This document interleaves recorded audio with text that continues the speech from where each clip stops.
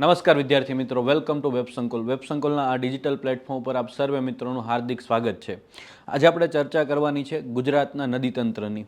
આમ તો આપણો આ રેકોર્ડેડ લેક્ચર છે, એની પાછળનું કારણ તમે બધા જાણો છો કે આજે ભાઈ બહેનના પ્રેમનો પવિત્ર તહેવાર એટલે કે રક્ષાબંધન, અને એ રક્ષાબંધનની આપ સર્વે મિત્રોને ખૂબ ખૂબ શુભકામનાઓ. તમે તમારા પરિવારને કંઈક ઉપયોગી થાવ, તમે તમારા પરિવારને કંઈક તારી શકો એવા અધિકારી બનો એવી મારી ઈચ્છા છે. અને હું ભાઈઓ અને બહેનોને બંનેને કહું છું કે બંને એકાબીજાને એવો સંકલ્પ લેવડાવજો કે એ આ વર્ષની અંદર અધિકારી બને, જેથી કરીને તમે તમારા માતા પિતાનું સ્વપ્ન સાકાર કરી શકો. ચાલો વધારે ચર્ચા નહીં કરતા મૂળ મુદ્દા ઉપર આવીએ છીએ. આજે આપણે ગુજરાતના નદીતંત્રની ચર્ચા કરવાના છીએ, અને એની અંદર આપણે 3 ભાગમાં ગુજરાતને વહેંચીએ છીએ, એક સૌરાષ્ટ્ર, તળ ગુજરાત અને કચ્છ. તો આ નદીતંત્રની ડિટેલમાં ચર્ચાઓ કરીએ. ચાલો એ પહેલાં માહિતી આપી દઉં છું કે જીપીએસસી દ્વારા નવી 300 વેકેન્સીની જાહેરાત કરવામાં આવી છે. શેની છે સાહેબ વેકેન્સી? તો એસટીઆઈની વેકેન્સી છે. અને એમાં જો તમે કંઈક સારું પરફોર્મન્સ કરવા માંગતા હોય, કંઈક જીવનમાં તમારો ગોલ નક્કી હોય, તો તમે એક સારી તૈયારી માટે વેબસંકુલ સાથે જોડાઈ શકો છો. વેબસંકુલની નવી ઓનલાઈન લાઈવ બેન્ચ સ્ટાર્ટ થવા જઈ રહી છે, સ્પેશિયલ એસટીઆઈ માટે થઈને.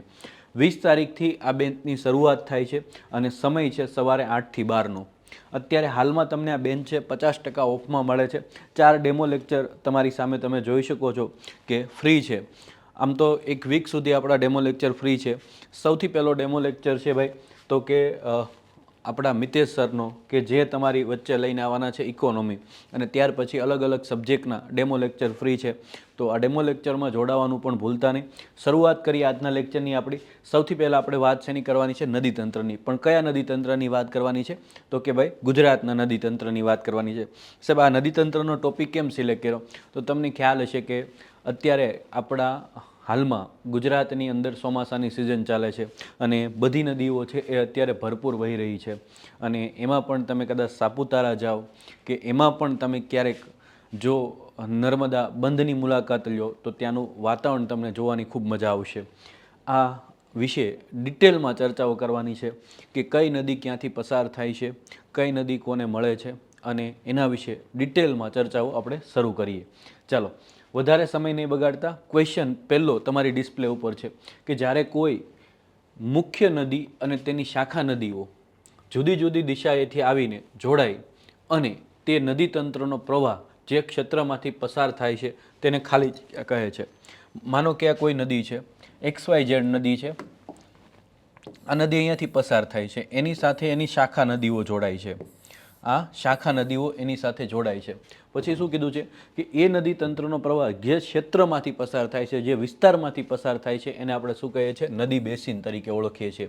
કયા નામથી ઓળખીએ છીએ? નદી બેસિનના નામથી ઓળખીએ છીએ. તમે બધા સારી રીતે જાણો છો ભાઈ નદી બેસિન શું છે, એટલે વધારે સમય નથી બગાડતો. ચાલો તમને અહીંયા ઘણી બધી નદીના શું દેખાય છે ભાઈ? નદી બેસિન દેખાય છે. જો અહીંયા મેં તમને નદી બેસિન બતાવ્યું છે.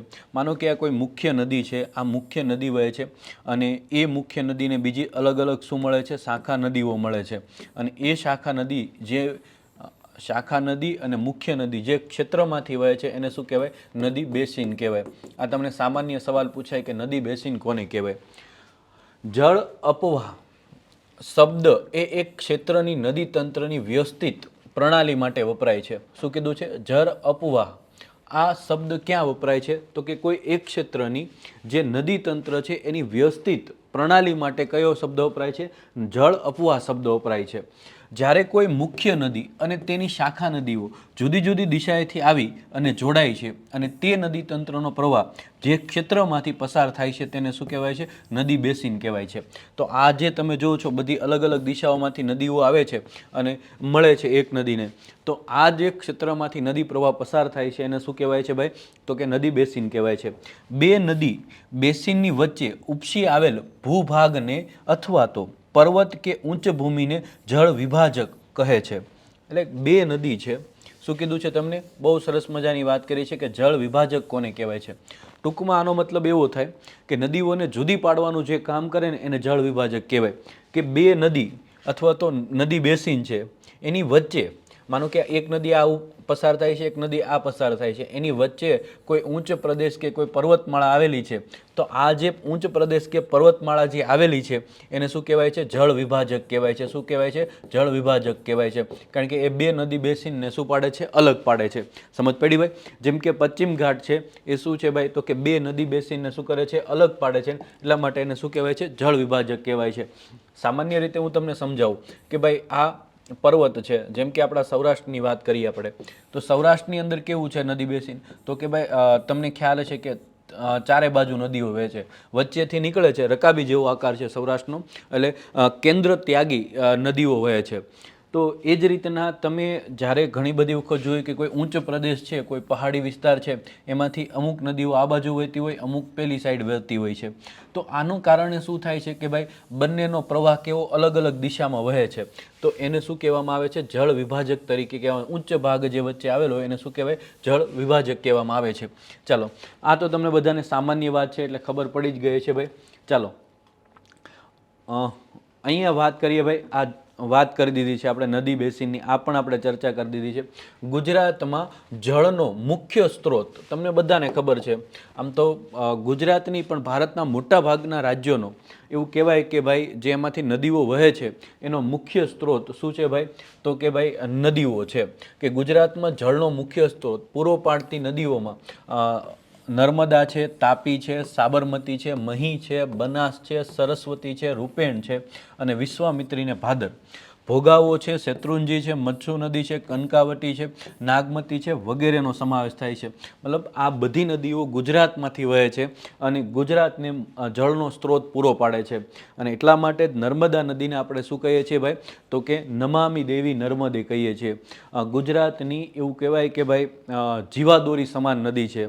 કારણ કે ગુજરાતની મોટા ભાગની નદીઓ જે છે એમાં ખાસ કરીને સૌરાષ્ટ્ર અને કચ્છની નદીઓ છે એ કેવી મોસમી નદીઓ છે, અને એને જીવંત રાખવાનું કામ કોણ કરે છે? તો કે એ નર્મદા નદી કરે છે. એટલા માટે ગુજરાતની જીવાદોરી તરીકે આપણે ઓળખીએ છીએ.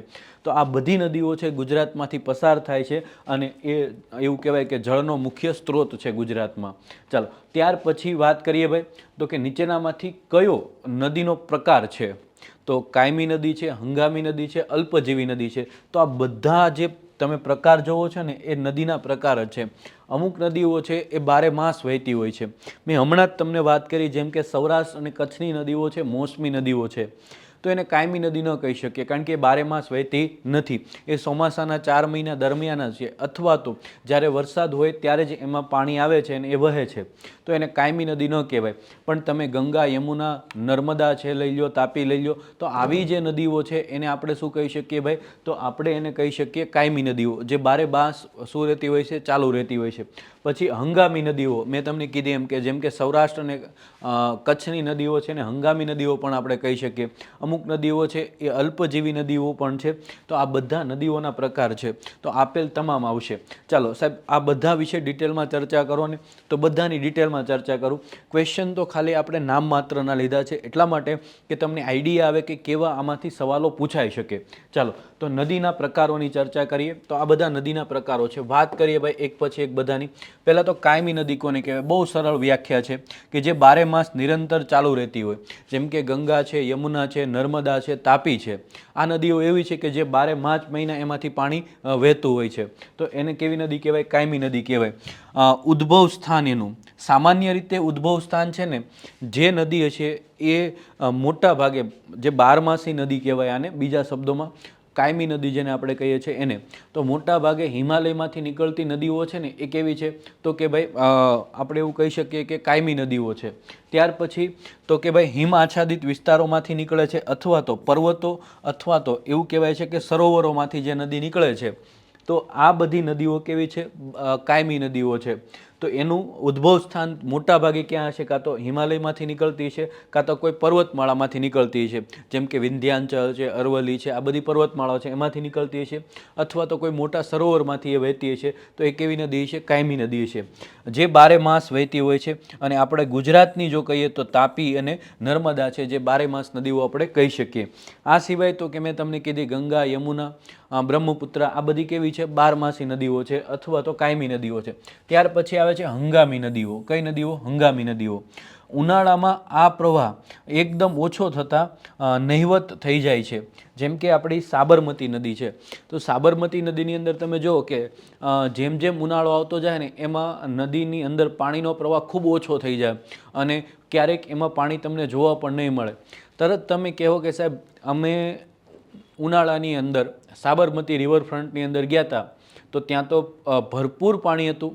તો મિત્રો તમારી જાણ ખાતર કહી દઉં કે એ સાબરમતી નદીની અંદર એ રિવરફ્રન્ટને જીવંત રાખવા માટે એમાં નર્મદા નદીનું પાણી નાખવામાં આવે છે. નર્મદા નદીની કેનાલના કારણે એ શું રહે છે ભાઈ? જીવંત રહે છે. બાકી આ જે નદી છે સાબરમતી, એને આપણે શું કહી શકીએ? હંગામી નદી કહી શકીએ. બીજા શબ્દોમાં એને મોસમી નદીઓ પણ કહી શકીએ, કારણ કે એમાં ચોમાસા દરમિયાન ભરપૂર પાણી આવે છે અને ચોમાસાના 4 મહિના દરમિયાન અથવા તો ચોમાસું અને શિયાળા દરમિયાન એ વહેતી હોય છે અને ઉનાળામાં એ શું થતી હોય છે? સુકાઈ જતી હોય છે અથવા તો એમાં પ્રવાહ ખૂબ ઓછો થઈ જતો હોય છે. તો આવી બધી નદીઓને કેવી કહેવાય? હંગામી નદીઓ કહેવાય. અને એનું ઉદાહરણ આપણી ગુજરાતની સૌથી લાંબી નદી કઈ છે? સાબરમતી નદી. ચાલો, ત્યાર પછી આવે છે અલ્પજીવી નદીઓ. વર્ષા ઋતુના સમયે 1 કે 2 મહિના પૂરતી જ વહન પામતી હોય અથવા તો વર્ષા ઋતુ દરમિયાન 1 કે 2 મહિના જ જ્યારે સારો વરસાદ હોય અને ત્યારે જ તે એમાંથી પ્રવાહ પસાર થતો હોય છે, તો એવી નદીને શું કહેવાય છે? અલ્પજીવી નદીઓ કહેવાય છે.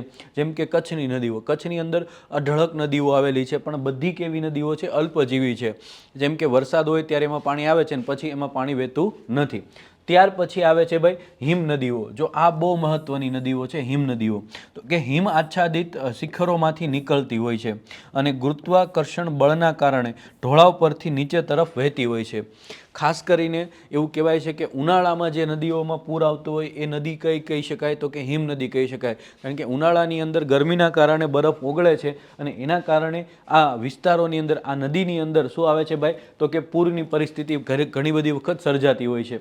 ચાલો, ત્યાર પછી હવે વાત કરીએ નદી અપપ્રવાહ પ્રણાલી. મેં તમને કીધું કે લાંબા વિસ્તારમાંથી, લાંબા ક્ષેત્રમાંથી નદી અને એની સહાયક નદીઓ દ્વારા જે નદી બેસિન પર બને છે, એ જે પસાર થતું હોય જે વિસ્તારમાંથી, એને આપણે શું કહીએ છીએ? નદી અપપ્રવાહ પ્રણાલી કહીએ છીએ. ચાલો, નદી અપવાહ પ્રણાલીની વાત કરીએ ભાઈ, તો મુખ્ય નદી અને તેની શાખા નદીઓની ગોઠવણીના આધારે અલગ અલગ આકારની શું? તો કે જળ અપપ્રવાહ પ્રણાલી રચાય છે. તેને શું કહેવામાં આવે છે ભાઈ? અપપ્રવાહ પ્રણાલી કહેવામાં આવે છે. ચાલો, કેવું હોય સાહેબ? જેમ કે આની ઉદાહરણ લઈએ આપણે સૌરાષ્ટ્રને. સૌરાષ્ટ્રનો આકાર કેવો છે? ઊંધી રકાબી જેવો આકાર છે અને એના કારણે મધ્યમાંથી બધી નદીઓ નીકળી અને ચારે બાજુ વહે છે. અને આ જે આકાર બને છે જેને આપણે કેન્દ્ર ત્યાગી કહીએ છીએ નદીઓ, તો આવી રીતના જે રચના થાય છે એને શું કહેવાય છે? અપપ્રવાહ પ્રણાલી. કેવી કહેવાય? અપપ્રવાહ પ્રણાલી કહેવાય. ચાલો, અલગ અલગ પ્રકારની અપપ્રવાહ પ્રણાલી છે એની ચર્ચાઓ કરીએ. નીચેનામાંથી કયો નદી અપપ્રવાહ પ્રણાલીનો પ્રકાર નથી? વૃક્ષાકાર પ્રણાલી, જાળી આકાર પ્રણાલી, આયતાકાર પ્રણાલી કે ઘુમ્મટાકાર પ્રણાલી? તો ઘુમ્મટ પ્રણાલી છે એ અપપ્રવાહ પ્રણાલીનો ભાગ નથી અથવા તો એવો કોઈ અપપ્રવાહનો પ્રકાર નથી. ચાલો, વાત કરીએ એક પછી એક બધાની. તો તમે અહીંયા જુઓ છો કે ભાઈ આ નદીઓ છે એ નદીઓનો આકાર કેવો બને છે? વૃક્ષ જેવો છે. અહીંયા મેં બતાવી છે પણ હું તમને અહીંયા ફરીથી બતાવું છું. જો આ રીતના જે નદીઓ છે એ એની સહાયક નદીઓ હોય તો તમે આ આકાર જો ખાલી આવો જ આકાર ના હોય, ક્યારેક ઉલટો પણ હોય, પણ એ તમે જુઓ ને તો દૂરથી તમને કેવું લાગશે ભાઈ? આને આમ ફેરવી નાખશો આ રીતના તો શું લાગશે તમને? વૃક્ષ લાગશે. તો કે આ એક મુખ્ય નદી છે, આ એક મુખ્ય નદી છે, આ એની બધી શાખા નદીઓ છે. શું છે ભાઈ? શાખા નદીઓ છે. અને આ પાછી એની પણ શાખા નદીઓ છે. તો એના કારણે શું થાય છે ભાઈ? ઝાડ જેવો આકાર તમને દેખાય છે, વૃક્ષ જેવો આકાર દેખાય છે અને એટલા માટે આનું નામ શું પાડવામાં આવ્યું? વૃક્ષાકાર પ્રણાલી. તો કે મુખ્ય નદી અને તેની શાખા નદીઓની એક વૃક્ષની ડાળીઓ જેવી સુંદર રચનાઓ થાય છે, તેને વૃક્ષાકાર નદી રચના તરીકે ઓળખવામાં આવે છે. કયા નામથી ઓળખવામાં આવે છે? વૃક્ષાકાર નદી પ્રણાલી તરીકે ઓળખવામાં આવે છે. તમે જોઈ શકો છો આકાર કેવો બને છે? વૃક્ષ જેવો બને છે.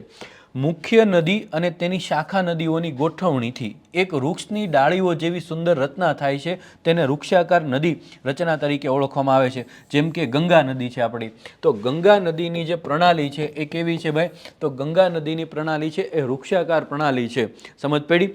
સૌથી પહેલાં આપણે વાત કરી હતી નદીઓના પ્રકારની, કે અમુક નદીઓ કાયમી હોય, અમુક નદીઓ કેવી હોય છે ભાઈ? તો કે અલ્પજીવી હોય છે, અમુક નદીઓ હંગામી હોય છે, અમુક નદીઓ છે એ હિમ નદીઓ તરીકે ઓળખાય છે. ત્યાર પછી નદી પ્રણાલીની વાત કરી, એમાં સૌથી પહેલાં આપણે વાત કરી વૃક્ષાકાર પ્રણાલી. તો આ વૃક્ષાકાર પ્રણાલીનું સૌથી સારામાં સારું ઉદાહરણ શું છે ભાઈ? ગંગા નદી છે. જો ગંગા છે, બ્રહ્મપુત્રા છે, આપણી સાબરમતી નદી ગુજરાતની છે. સવાલ તમને પૂછે કે ગુજરાતની કઈ નદી વૃક્ષાકાર પ્રણાલી ધરાવે છે, તો કઈ નદી આવશે? સાબરમતી નદી આવશે. ચાલો, ત્યાર પછી જાળી આકાર પ્રણાલી. ઘણી બધી નદીઓ છે એ કેવી પ્રણાલી ધરાવે છે? જાળી આકાર પ્રણાલી ધરાવે છે, કે જાળી જેવી રચના થતી હોય છે. જેમ કે વાત કરીએ આપણી બ્રહ્મપુત્રાની અથવા તો બીજી અમુક નદીઓ છે એની વાત કરીએ, તો કે પર્વતીય પ્રદેશમાંથી નીકળતા ઝરણા પહાડી ઢોળાવોના કારણે એકબીજાને મળે છે અને ત્યારે તેની રૂપ રચના જાળી આકાર બને છે. હિમાલયના ઢોળાવો પરથી નીકળતી અનેક નદીઓ જેમ કે સિંધુ છે, બ્રહ્મપુત્રા છે, ગંગા છે. તો તમે કહો કે સાહેબ આ બ્રહ્મપુત્રા અને ગંગા તો તમે વૃક્ષાકારમાં લીધી હતી, પણ આગળ જતાં એ વૃક્ષાકાર બને છે. શરૂઆતમાં જ્યારે એ નીકળે છે ત્યારે એમાં તમે જુઓ ને તો જાળી જેવી રચના તમને જોવા મળશે, જાળી જેવો આકાર જોવા મળશે. અને એટલા માટે બ્રહ્મપુત્રાને અને ગંગાને બંનેમાં આપણે લઈએ છીએ. પણ મુખ્યત્વે જો ગંગા અને બ્રહ્મપુત્રાની વાત કરીએ ને તો એ કેવી વૃક્ષાકાર પ્રણાલી ધરાવે છે. અને જો તમને એવું પૂછે કે સાહેબ જાળી આકાર રચનાનો સૌથી સારામાં સારું ઉદાહરણ કયું, તો સિંધુ નદી આવશે. ઘણા બધા કહે કે સાહેબ તો બંને જો આવે ઓપ્શનમાં હોય કે ભાઈ વૃક્ષાકાર પ્રણાલી નીચેનામાંથી કઈ, તો તમારે કઈ ગંગા અને બ્રહ્મપુત્ર લખવાની. જાળી આકારમાં જો ત્રણે ત્રણ નદીયા હોય તો તમારે પહેલું કયું લખવાનું ભાઈ? સિંધુ નદી લખવાનું. સમજ પડી ભાઈ? ચાલો, તો કે ભાઈ જાળી આકાર પ્રણાલી તો પર્વતીય પ્રદેશમાંથી નીકળતા ઝરણા પહાડી ઢોળાવને કારણે એકબીજાને મળે છે અને તેની રૂપ રચના જાળી આકારની બને છે, જેમ કે હિમાલયના ઢોળા ઉપરથી નીકળતા અનેક ઝરણાઓ. હવે સાહેબ આના વિશે થોડુંક તમે અમને ડ્રો કરીને બતાવો અથવા તો આનો કંઈક ફોટો બતાવો તો અમને ખબર પડે.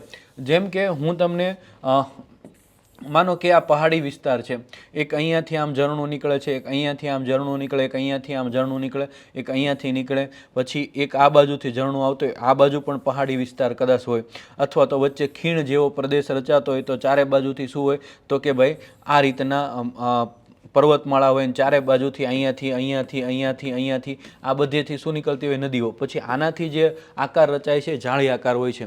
જેમ કે તમને હું ઉદાહરણ આપું કે થોડાક સમય પહેલાં, આજથી 15-20 દિવસ કે મહિના દિવસ પહેલાં તમને ખ્યાલ હશે કે પાવાગઢનો તમે એક વિડીયો જોયો છે કે જેમાં ચારે બાજુથી શું આવતા હતા? ઝરણા આવતા હતા અને પછી એ બધું ખીણમાં પાણી ભેગું થતું હતું. તો એ ખીણમાં જે પાણી ભેગું થાય ને ત્યાંથી વહીને પછી એક નદી સ્વરૂપે આગળ નીકળે, તો એ જે રચના તમે જુઓ ને એને જાળી આકાર પ્રણાલી કહેવામાં આવે છે. ચાલો, ત્યાર પછી આવે છે આયતાકાર પ્રણાલી. તો કે ભાઈ મુખ્ય નદી અને એની શાખા નદીઓ એકબીજાને કાટખૂણે મળતી હોય. ક્યારે મળતી હોય? કાટખૂણે મળતી હોય. અને ત્યારે જે પ્રકાર રચાય છે, જે રચના રચાય છે એને શું કહેવામાં આવે છે? જે નદી રૂપ રચાય છે એને આયતાકાર રચના કહેવામાં આવે છે. કઈ રીતના મળતી હોય છે? માનો કે આ મુખ્ય નદી છે, આ મુખ્ય નદી આ રીતના વહે છે અને આ રીતના કાટખૂણે જ્યારે એને બીજી નદીઓ મળતી હોય તો એને શું કહેવામાં આવે છે? આયતાકાર પ્રણાલી કહેવામાં આવે છે. શું કહેવામાં આવે છે? આયતાકાર પ્રણાલી તરીકે આપણે ઓળખીએ છીએ. ઓકે, એટલે કાટખૂણે જે રહે એની સહાયક નદીઓ એને મળતી હોય અથવા તો અન્ય નદીઓ એને કાટખૂણે જ્યારે મળતી હોય અને જે રચના તમને અહીંયા દેખાય એવી બને તો એને આયતાકાર પ્રણાલી કહેવામાં આવે છે. મોટા ભાગે ફાટ ખીણમાંથી વહેતી નદીઓ આ પ્રકારની રચનાઓ ધરાવે છે. ત્યાર પછી વાત કરીએ એનું ઉદાહરણ તો કે નર્મદા છે, ચંબલ છે, બેતવા છે, કેન છે. આ બધું શું છે ભાઈ? આયતાકાર પ્રણાલી ધરાવતી નદીઓ છે. ફરી એક વખત કહી દઉં છું તમને કે જો ગુજરાતનો સવાલ પૂછાય કે આયતાકાર પ્રણાલી ધરાવતી ગુજરાતની કઈ નદી, તો કઈ આવશે? નર્મદા નદી આવશે. જો મુખ્ય નદી અને શાખા નદીઓ એકબીજાને કાટખૂણે મળતી હોય તો આ નદીઓની રૂપરચનાને આયતાકાર રચના કહે છે. મોટાભાગની ફાટખીણમાંથી વહેતી નદીઓ આ પ્રકારની રૂપ રચના ધરાવે છે. જેમ કે એનું ઉદાહરણ સૌથી સારામાં સારું શું છે ભાઈ? નર્મદા છે. સમજ પડી ભાઈ? ચાલો, ત્યાર પછી આગળ વાત કરીએ ભાઈ, તો કેન્દ્રગામી નદી પ્રણાલી. કેવી? કેન્દ્રગામી નદી પ્રણાલી. તો એની વાત કરીએ કે ચારે બાજુ ઊંચા ભૂમિભાગો કે પર્વતોમાંથી નદીઓ મધ્યમાં નીચા ભૂમિભાગમાં આવેલ સરોવરમાં સમાય છે, જે કેન્દ્રગામી પ્રણાલીનું નિર્માણ કરે છે. ચાલો, એક આ પર્વત શું આવેલો છે, પર્વત આવેલો છે અથવા તો ઊંચ પ્રદેશ આવેલો છે, એક આ ઊંચ પ્રદેશ આવેલો છે, એક આમ ઊંચ પ્રદેશ આવેલો છે, એક આમ ઊંચ પ્રદેશ આવેલો છે. આમાંથી આમ નદી નીકળે છે, આમાંથી આમ નદી નીકળે છે, આમાંથી આમ નદી નીકળે છે. ચારે બાજુથી નદી વહે અને એક મધ્યમાં જે સરોવરની રચના કરે છે, તો આને શું કહેવાય? કેન્દ્રગામી નદી પ્રણાલી કહેવાય. શું કહેવાય? કેન્દ્રગામી નદી પ્રણાલી કહેવાય. જેમ કે લોકટક સરોવર મણિપુર, તો આ લોકટક સરોવર મણિપુર છે એને તરતા સરોવર તરીકે પણ આપણે ઓળખીએ, તરતા સરોવર તરીકે આપણે ઓળખીએ છીએ, કારણ કે એમાં ચારે બાજુથી શું આવે છે? નદીઓ આવે છે અને બધી લોકટક સરોવરને શું કરે છે? મળે છે. સમજ પડી? તો આને કેન્દ્રગામી નદી પ્રણાલી કહેવામાં આવે છે. કેવી કહેવામાં આવે છે? કેન્દ્રગામી નદી પ્રણાલી કહેવામાં આવે છે. ત્યાર પછી આવે છે સમાંતર નદી પ્રણાલી.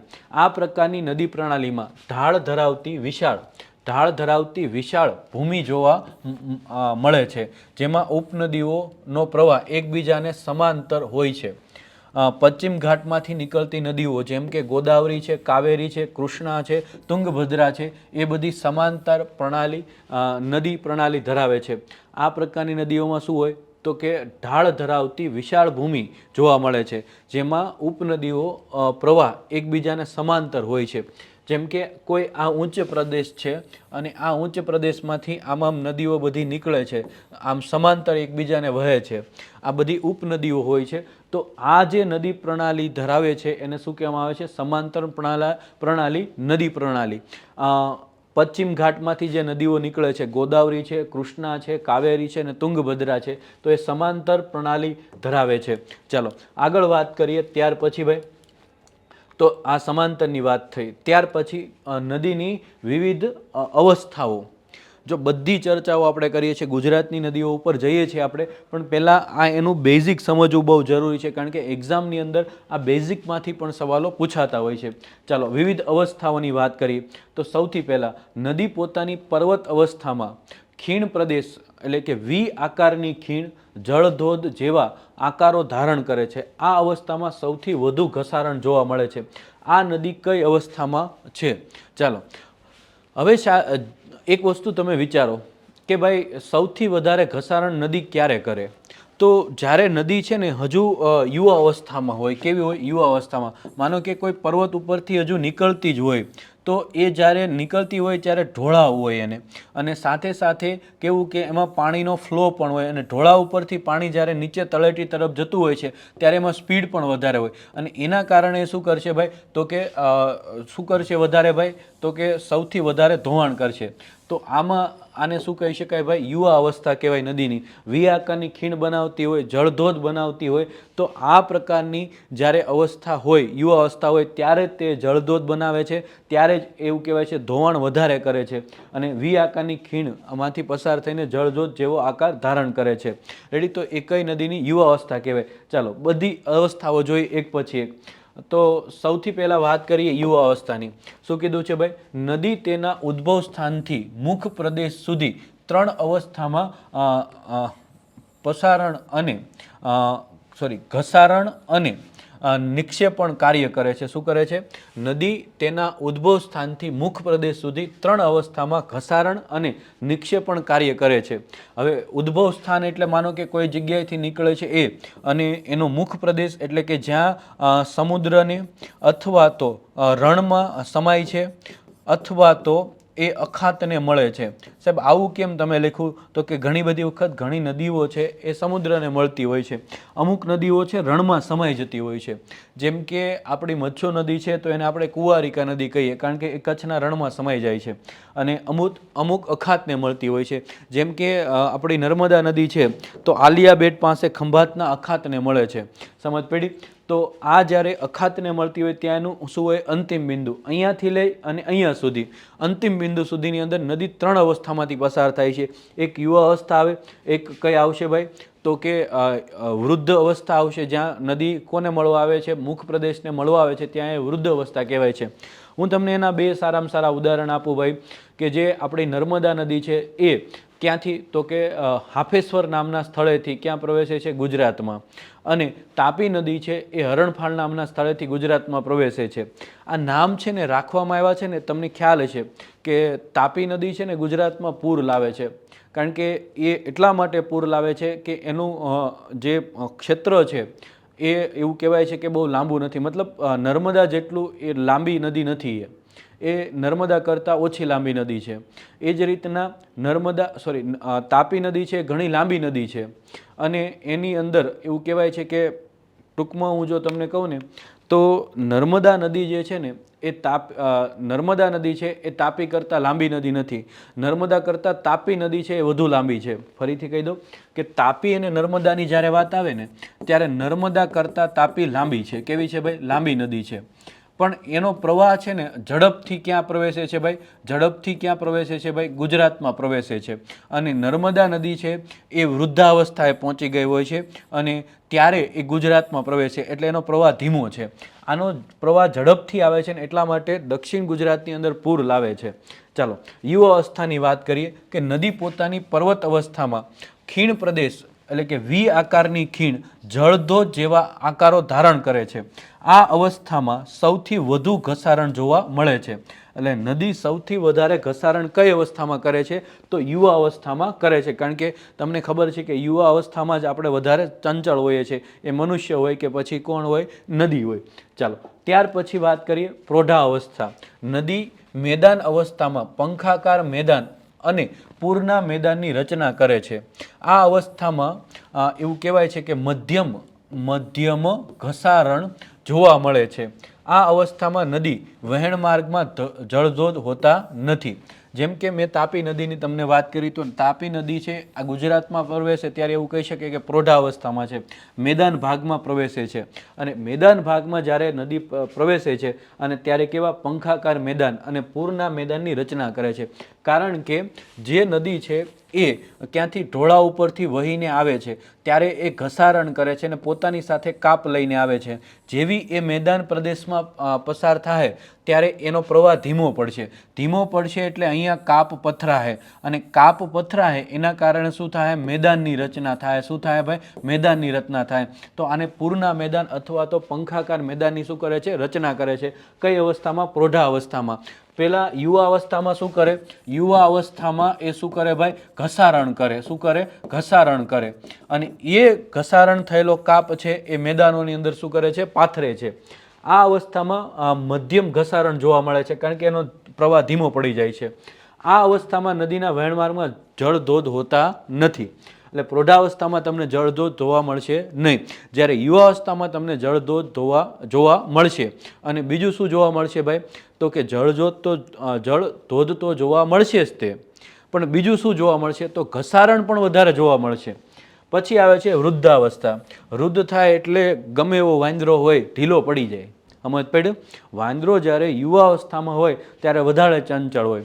10 ફૂટ લાંબો કૂદકો મારવો હોય તો યુવાન વાંદરો મારી જાય, પણ વૃદ્ધ થઈ જાય પછી એનામાં એટલી તાકાત ન હોય, પછી 2-5 ફૂટ માંડ મારી શકે. જેમ કે આપણી જ વાત કરીએ, આપણે જ્યારે બાળક હતા ત્યારે 5 ફૂટની દિવાલ ચડવી હોય તો આપણને 2 સેકન્ડ થતી. હવે તમે શું થઈ ગયું ભાઈ? તમારી 30-35 વર્ષની ઉંમર થઈ જાય પછી તમે જેટલા સ્પીડથી પેલું બાળક દિવાલ ચડે છે એટલી સ્પીડથી તમે ચડી શકશો નહીં, ચડી શકો. એટલે કંઈક સહારો લેવો પડશે, સીડીનો કે પછી ખુરશીનો કે કંઈક સહારો લેવો પડશે અને તમે પછી 5 ફૂટ ચડી શકશો. અને પછી તમે વૃદ્ધ થઈ જાઓ, દાંત બાદ તમારા પડી જાય, પછી તમને કે દિવાલ ચડી જાઓ તો પછી કહેવાય કે ના ભાઈ મારી કમર દુખે છે, મારાથી ચડાય નહીં. તો બસ આટલો જ ફરક છે. વૃદ્ધાવસ્થાની અંદર નદી જ્યારે પ્રવેશે છે અને ત્યારે નદીનો પ્રવાહ છે ખૂબ મંદ પડી જાય છે, ખૂબ ધીમો પડી જાય છે. અવસ્થામાં નદીનો પ્રવાહ મંદ પડી જાય છે. મોટા પ્રમાણમાં કાપ લઈને આવતી નદીઓ સમુદ્રમાં મળવા પહેલાં મોટા ભાગે ત્રિકોણાકાર એટલે કે આપણે કહીએ ને મુખ ત્રિકોણ પ્રદેશ બનાવે છે. આ મુખ ત્રિકોણ પ્રદેશ ક્યારે બનાવે? તો એ જ્યારે વૃદ્ધાવસ્થામાં હોય ત્યારે મુખ ત્રિકોણ પ્રદેશ બનાવે છે. જ્યારે પ્રૌઢાવસ્થામાં હોય ત્યારે પૂરના મેદાનો અને પંખાકાર મેદાનો બનાવે છે. આવી અવસ્થાને નદીની શું કહેવામાં આવે છે? વૃદ્ધાવસ્થા કહેવામાં આવે છે. સમજ પડી ભાઈ? ચાલો આગળ જઈએ. ત્યાર પછી ભાઈ ચાલો ગુજરાતમાં અંદાજે કુલ કેટલી નદીઓ છે? આમ તો સૌથી વધારે ગુજરાતમાં સૌથી વધારે કહે ને ભાઈ, ગુજરાતમાં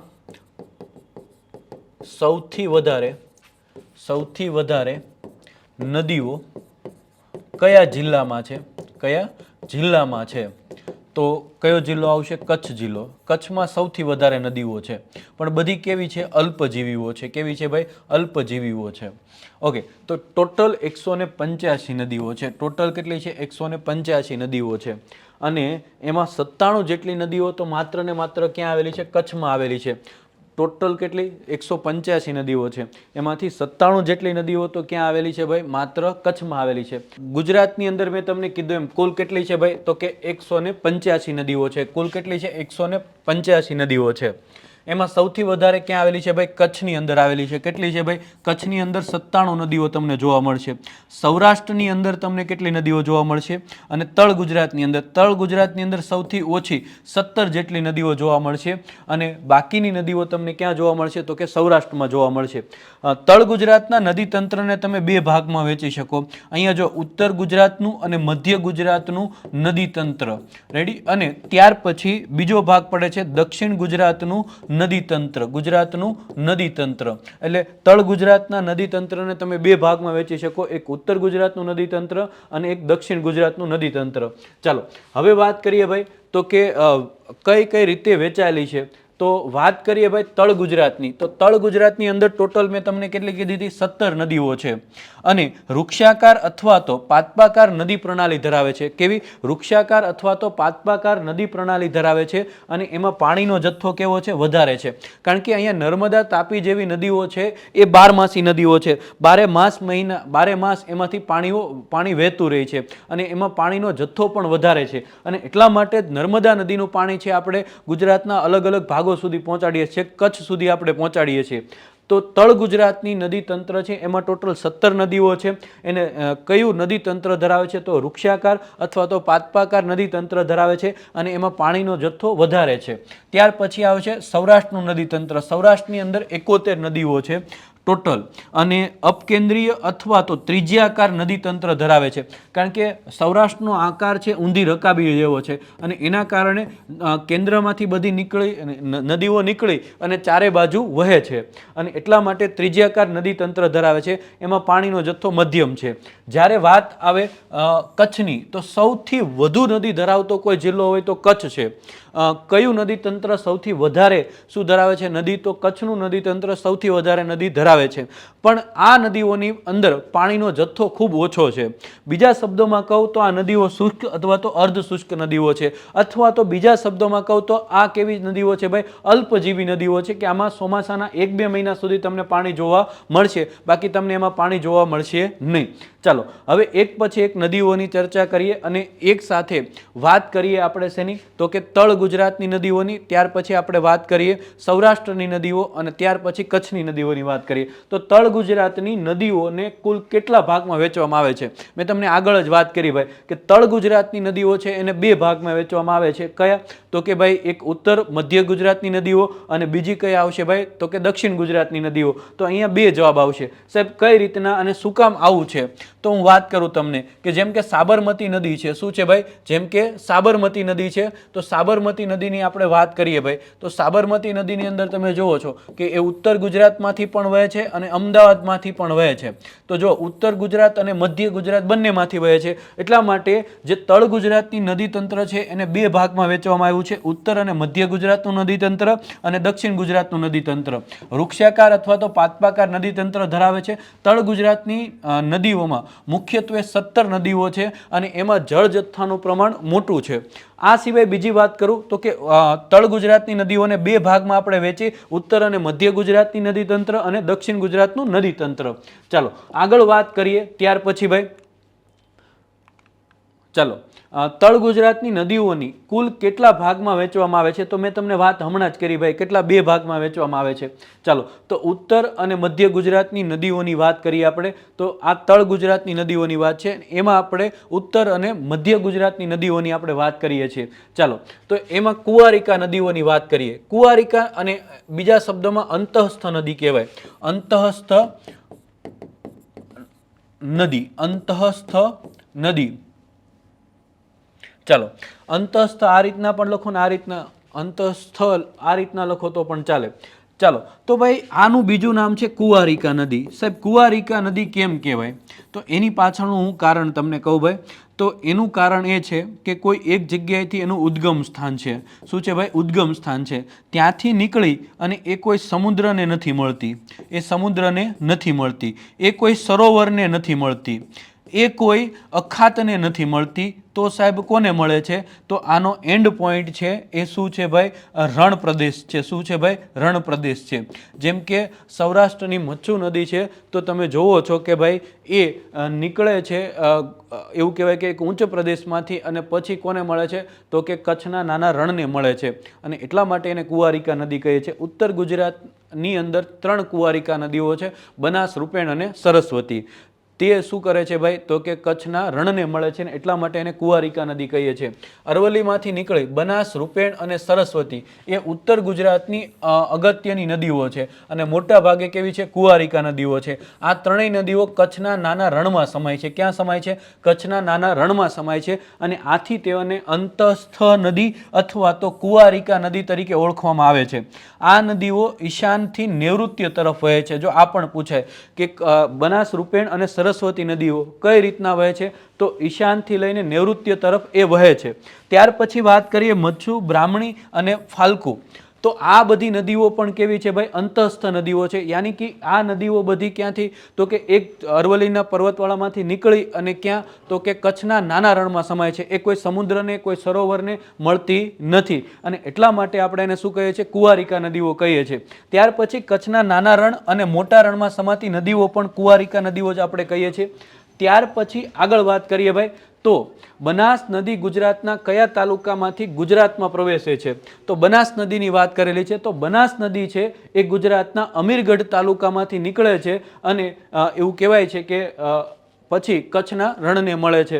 ચાલો તો વાત કરીએ ભાઈ બનાસ, જેનું બીજું નામ છે પરણાસા. શું નામ છે ભાઈ? પરણાસા નામ છે. અને એ પરણાસા નદીની આપણે વાત કરીએ અથવા તો બનાસ નદીની વાત કરીએ, જેનું ઉદ્ગમ સ્થાન છે એ અરવલ્લી પર્વતમાળાની છોટાઉદેપુરની ટેકરીઓ રાજસ્થાનના સિરોહી જિલ્લામાંથી નીકળી અને સિરવાણાના ડુંગરમાંથી નીકળી અને ક્યાં? તો કે ભાઈ ગુજરાતમાં આવે છે. તો કે એનું ઉદ્ગમ સ્થાન છે એ અરવલ્લી પર્વતમાળા છે અને ત્યાં ઉદયપુરની જે ટેકરીઓ છે રાજસ્થાનના સિરોહી જિલ્લામાં, અને ત્યાંથી નીકળે છે અને પછી આપણા ગુજરાતમાં પ્રવેશ કરે છે. એની લંબાઈ ટોટલ કેટલી છે? તો કે ભાઈ 266 કિલોમીટર છે અને ગુજરાતમાં તેની લંબાઈ 142 કિલોમીટર છે.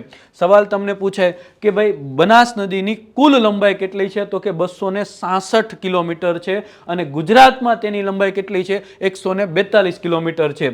એની સહાયક નદીઓમાં સીપુ છે, ખારી છે, અર્જુની. અર્જુની એટલે કઈ નદી થાય? સરસ્વતી. તો એની સહાયક નદીઓ કઈ આવશે? સીપુ, ખારી, અર્જુની અને એને આપણે બીજા શબ્દોમાં સરસ્વતી કહીએ તે છે. આ નદી કચ્છના નાના રણને મળતા પહેલા 2 ફાટામાં વિભાજિત થાય છે. એક ફાટો સાંતલપુર પાસે અને બીજો ફાટો વરાહી પાસે કચ્છના રણમાં સમાય છે. શું કીધું છે ભાઈ? તો કે આ નદી જ્યારે કચ્છના રણને મળે છે એ પહેલા 2 ભાગમાં વિભાજિત થઈ જાય છે. કઈ રીતના? 2 ભાગમાં આ રીતના વિભાજિત થઈ જાય છે.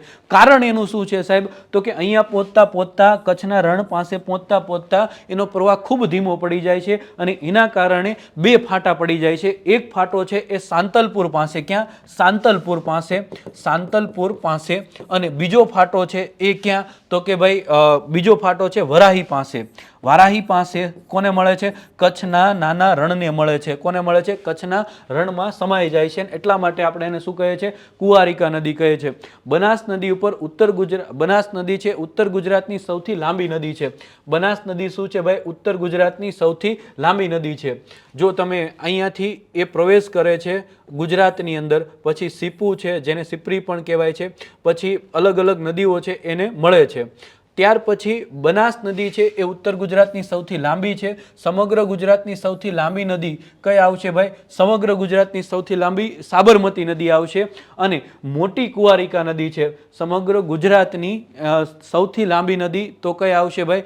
તો ગુજરાતની સૌથી લાંબી નદી કઈ? તો સાબરમતી. પણ કુંવારિકા હોય અને લાંબી હોય સૌથી એવી કઈ આવશે ભાઈ? તો એ આવશે આપણી બનાસ નદી. કુંવારિકા હોય અને કુંવારિકાઓમાં સૌથી લાંબી નદી કે સમગ્ર ગુજરાતની કુંવારિકા નદી હોય, જેમાં બધી નદી આવી જાય. જો મચ્છુ છે, બ્રાહ્મી છે, ફલ્ગુ છે, કે પછી બનાસ, રૂપેણ અને સરસ્વતી, આ બધી નદીઓ કુંવારિકા નદી છે. આ કુંવારિકા નદીઓમાં સૌથી લાંબી નદી કુંવારિકા નદી તો કઈ છે? બનાસ. ત્યાર પછી વાત કરીએ તો કે ડીસા પાલનપુરની ઉત્તરે ગુજરાતમાં પ્રવેશે છે. એટલે કે ડીસા અને પાલનપુરની ઉત્તરે અહીંયા શું પ્રવેશે છે? ગુજરાતમાં પ્રવેશે છે. આ નદીના પટમાં બટાટાના ઉત્પાદન માટે વિશેષ મહત્વ ધરાવે છે. મતલબ આ નદીના પટની અંદર બટાટાનું વિશેષ ઉત્પાદન થાય છે. એનું વહેણ છે એ બનાસકાંઠામાંથી, પાટણમાંથી અને કચ્છમાંથી છે. કચ્છમાં એ પછી ત્યાં કચ્છના નાના રણમાં સમાઈ જાય છે. પદ્મ પુરાણ અને મહાભારતમાં એને પર્ણાસા તરીકે ઓળખવામાં આવે છે. વાયુ પુરાણમાં એને વર્ણાસા તરીકે ઓળખવામાં આવે છે. અને બિનાસ, રાજસ્થાનમાં એને બિનાસ એટલે કે વિનાશ, વિનાશ ઉપરથી પછી શું થયું? બિનાશ થયું. અને બિનાશ ઉપરથી આપણા ગુજરાતમાં શું થયું? એનું નામ બનાસ થયું. રાજસ્થાનમાં જ્યાંથી નીકળે ત્યાં ઘણી જગ્યાએ એને વિનાશ કહે છે, કારણ કે પૂર લાવે છે. અને એમાંથી પછી બિનાશ થાય છે. અને બિનાશમાંથી પછી ગુજરાતમાં શું થાય છે? બનાસ થાય છે. એના ઉપર દાંતીવાડા બંધ આવેલો છે. અહીંયા શું આવેલો છે? દાંતીવાડા બંધ આવેલો છે બનાસકાંઠાની અંદર. ચાલો, આ સિવાય તો કે ડીસા છે એ કોના કિનારે આવેલું છે? બનાસ નદીના કિનારે. પછી ખારી છે એની શું છે? તો કે સહાયક નદી છે. પાલનપુર પણ બનાસ નદીના કિનારે આવેલું છે. પછી કાંકરેજ છે, સિરોહી બનાસકાંઠાની અંદર આવેલું છે, એ પણ બનાસ નદીના કિનારે આવેલું છે. રાધનપુર પાટણની અંદર આવેલું છે, એ પણ બનાસ નદીના કિનારે આવેલું છે. અને સાંતલપુર એ પાટણમાં આવેલું છે, એ પણ બનાસ નદીના કિનારે આવેલું છે. તો આ વાત થઈ શેની ભાઈ? તો કે બનાસ નદીની. ત્યાર પછી ભાઈ મુક્તેશ્વર સિંચાઈ યોજના કયા જિલ્લામાં આવેલી છે? તો મુક્તેશ્વર સિંચાઈ યોજના છે એ કયા જિલ્લામાં આવશે? બનાસકાંઠા જિલ્લાની અંદર આવશે. કઈ નદી ઉપર? તો કે સરસ્વતી નદી ઉપર, જેને અર્જુની અને સારસ્વત તરીકે પણ ઓળખીએ છીએ.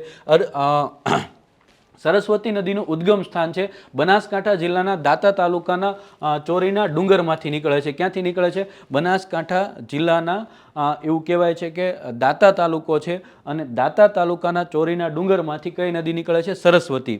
આ સરસ્વતી નદીને તમે બધા બહુ સારી રીતે ઓળખો છો કે બિંદુ સરોવર આવેલું છે, જે માતૃશ્રાદ્ધ માટે જાણીતું છે. આ સિવાય તો કે ભાઈ જેનો ઉલ્લેખ તમને પુરાણોમાં પણ જોવા મળશે એવી નદી એટલે કઈ આવશે? સરસ્વતી નદી. બનાસકાંઠાના દાંતા તાલુકાના ચોરીના ડુંગરમાંથી નીકળે છે. 150 કિલોમીટર એની લંબાઈ છે. મુક્તેશ્વર બંધ આવેલો છે વડગામ, બનાસકાંઠામાં. ત્યાર પછી વહેણ છે બનાસકાંઠા, પાટણ અને કચ્છમાં છે. ગુજરાતની સૌથી પ્રાચીન નદી સરસ્વતી છે, અને આર્યવ્રતની 3 પવિત્ર નદીઓમાં એનો સમાવેશ થાય છે. ઋગ્વેદમાં એને ઉદકવતી, અન્નવતી અને નદીમતા તરીકે પણ ઓળખવામાં આવી છે. ચાલો, દાંતા તાલુકાના ચોરીના ડુંગરોમાંથી નીકળે છે, અને ત્યાર પછી એવું કહેવાય છે કે સરસ્વતી નામથી ઓળખાય છે. અંબાજી છે, પછી મુક્તેશ્વર બંધ એના ઉપર આવેલો છે. સખી અલી છે, સિદ્ધપુર છે, એ બધું કોને કિનારે આવેલું છે? સરસ્વતી નદીના કિનારે. પાટણમાં થઈ અને કચ્છના નાના રણને મળે છે. એટલા માટે કેવી છે ભાઈ? તો કે આપણે એને કહી શકીએ કુંવારિકા નદી. આ નદીનો ઉદ્ભવ એવું કહેવાય છે કે બદ્રીનાથ પાસે આવેલા ભીમ સેતુ નજીકથી ગૌમુખમાંથી થાય છે. તે અલાહાબાદમાં ત્રિવેણી સંગમ સુધી આવીને ભૂગર્ભમાં શું થઈ જાય છે? લુપ્ત થઈ જાય છે. અને પછી એવું કહેવાય છે કે રાજસ્થાનના આબુના ફરી ઉદ્ભવે છે, અને ગુજરાતમાંથી પસાર થઈને કચ્છના રણમાં ફરી લુપ્ત થઈ જાય છે. એટલે એ જ નદી છે કે જે બદ્રીનાથમાંથી નીકળે છે એવું માનવામાં આવે છે. ચાલો, ત્યાર પછી વાત કરીએ ભાઈ તો કે ઉત્તર ગુજરાતમાં વહેતી રૂપેણ નદી બાબતે નીચેનામાં પૈકી કયું વિધાન અસત્ય છે ભાઈ? ચાલો, તો શું આવશે ભાઈ? તો કે આ નદી બનાસકાંઠા જિલ્લામાંથી ઉદ્ભવે છે. તો આ બનાસકાંઠા જિલ્લામાંથી ઉદ્ભવતી નથી. એનું ઉદ્ભવ સ્થાન મહેસાણા જિલ્લાના ટુંગા ડુંગરમાંથી છે. એની લંબાઈ છે 156 કિલોમીટર છે. પુષ્પાવતી અને ખારી એની સહાયક નદીઓ છે. કિનારે વસેલા શહેરોમાં વાત કરીએ તો મહેસાણા છે. કપાસના ઉત્પાદન માટે જાણીતું વિરમ ગામનું મેદાન છે એ રૂપેણ નદીના કારણે નિર્માણ પામે છે. બીજી રૂપેણ નદી અમરેલી જિલ્લાના ગીરના જંગલોમાંથી નીકળે છે. આ સિવાય તો કે ભાઈ એ ક્યાંથી નીકળે છે ભાઈ? મહેસાણામાંથી નીકળે અને કચ્છના નાના રણને મળે છે. અને એટલા માટે એવું કહેવાય છે કે ભાઈ આ નદી જે છે એ કેવી છે? કુંવારિકા નદી છે. ગુજરાતનું ખૂબ જ જાણીતું ભીમદેવ પ્રથમના સમયમાં બંધાયેલું કયું મંદિર? તો કે મોઢેરાનું સૂર્ય મંદિર છે એ રૂપેણ નદીની સહાયક નદી પુષ્પાવતી નદી છે, અને એના કિનારે આવેલું છે. ચાલો, ત્યાર પછી પુષ્પાવતી નદીના ઉદ્ગમ સ્થાન વિશે મેં તમને વાત કરી ભાઈ, તો કે મહેસાણા જિલ્લાના ઊંઝા તાલુકામાંથી મોઢેરા અને ઉનાવા છે એ પુષ્પાવતી નદીના કિનારે આવેલું છે. પુષ્પાવતી નદી ક્યાંથી નીકળે છે? મહેસાણા જિલ્લાના ઊંઝા તાલુકામાંથી નીકળે છે. કિનારે આવેલા શહેરોમાં મોઢેરા અને ઉનાવા છે. આ ઉનાવા પણ હિન્દુ મુસ્લિમ એકતાના સ્થળ તરીકે જાણીતું છે. અંતિમ સ્થાન રૂપેણ નદીની અંદર બેચરાજી તાલુકામાં મળે છે મહેસાણા જિલ્લામાં. પુષ્પાવતી નદીના કિનારે એઠોર છે, ગણપતિજીનું મંદિર, મીરા દાતાર ઉનાવા ખાતે આવેલું છે. મોઢેરામાં સૂર્ય મંદિર આવેલું છે. આ નદીના કિનારે મોઢેરામાં સૂર્ય મંદિર ખાતે ઉત્તરાયણ મહોત્સવનું આયોજન થાય છે ઉત્તરાયણ પછી. ચાલો, ત્યાર પછી સાબરમતી નદી. સાબરમતી નદી છે, બીજી અન્ય ઘણી બધી નદીઓ છે જેની આપણે શું કરવાની છે? ડિટેલમાં ચર્ચા કરવાની છે. પણ અત્યારે લેક્ચર ખૂબ લાંબો થઈ જાય છે ને એટલા માટે આની આપણે અહીંયા સુધી આજે રાખીએ છીએ. નેક્સ્ટ લેક્ચરની અંદર આપણે શેની આ બધી ડિટેલમાં બીજા લેક્ચરની અંદર ચર્ચા કરીએ છીએ. ઓકે, તો આજના લેક્ચરની અંદર અહીંયા સુધી આપણે રાખીએ છીએ. આવતા લેક્ચરની અંદર આ બધી જે બાબતો છે બધી એ રેકોર્ડેડ સ્વરૂપે આપણે એક લેક્ચર સ્વરૂપે મૂકવાના છે. તો આ બધી જે વસ્તુ છે ખાસ યાદ રાખજો. ગુજરાતનું નદીતંત્ર છે એમાંથી તમને આવનારી એક્ઝામની અંદર ઘણા બધા પ્રશ્નો પૂછાઈ શકે છે. એટલે ડિટેલમાં ફરી પાછી આપણે આની ચર્ચા છે આવતા લેક્ચરની અંદર કરવાના છીએ. તો આ લેક્ચરમાં જો તમને મજા આવી હોય તો લેક્ચરને લાઇક શેર કરવાનું ભૂલતા નહીં. તમારા મિત્રો સુધી લેક્ચરને પહોંચાડજો કે જેથી કરીને ગુજરાતના છેવાડાનો જે વ્યક્તિ છે એ પણ આ લેક્ચરનો લાભ લઈ શકે. ફરી એક વખત કહી દઉં છું ભાઈ કે STIની નવી લાઈવ બેન્ચ સ્ટાર્ટ થઈ રહી છે, જેનો સમય છે તો કે સવારે 8 થી 12નો. અને બીજા શબ્દોમાં કહું તો કે 20 તારીખથી આ લાઈવ બેન્ચ સ્ટાર્ટ થાય છે, જે વેબસંકુલની લાઈવ એપ્લિકેશનની અંદરથી તમે જોઈ શકો છો. આ સિવાય વેબસંકુલની નવી GPSCની ફાઉન્ડેશન બેન્ચ પણ સ્ટાર્ટ થવા જઈ રહી છે. આ બેન્ચ છે ઓફલાઈન બેન્ચ છે અને એની અંદર GPSCની જે 160+ જગ્યાઓ છે અને 300થી વધારે STIની જગ્યાઓ છે, આ બધાને આવરી લઈ અને આ ફાઉન્ડેશન બેન્ચ આપણે તૈયાર કરવા જઈ રહ્યા છીએ. અને એ ઓફલાઈન બેન્ચ છે અને એનો ડેમો લેક્ચર પણ સ્ટાર્ટ થાય છે 20 તારીખથી. એનો સમય છે 4 થી 7નો, 3 કલાકનો તમારો લેક્ચર રહે. પહેલો ડેમો લેક્ચર છે મિતેશ સરનો, બીજો છે સાયન્સ ટેક હેમંત સરનો, ત્રીજો ડેમો લેક્ચર છે દર્શિત સરનો, ચોથો પોલિટીનો છે અને 5મો મેથ્સનો દુર્ગેશ સરનો છે. તો જે લોકો આ બેન્ચમાં જોડાવા માંગતા હોય એ વધુ માહિતી માટે આપેલ નંબર ઉપર કોન્ટેક્ટ કરી શકે છે. ફરી મળીશું એક નવા લેક્ચર સાથે. Thank you very much. જય હિન્દ, જય ભારત, જય દ્વારકાધીશ.